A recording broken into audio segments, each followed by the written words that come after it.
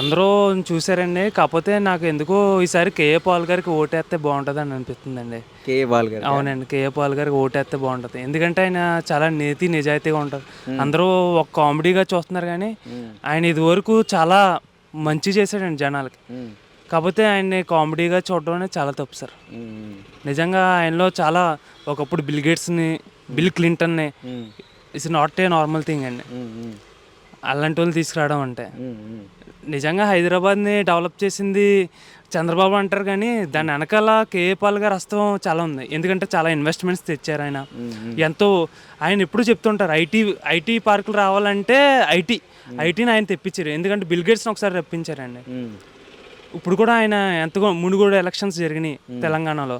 మునుగోడు ఎలక్షన్స్లో కూడా ఆయన చెప్పారు, మునుగోడు నేను చేస్తే ఇంకో సింగపూర్ చేస్తాను అని చెప్పారు, ఇంకో అమెరికా చేస్తాన్నారు సారీ. ఉమ్, ఉమ్.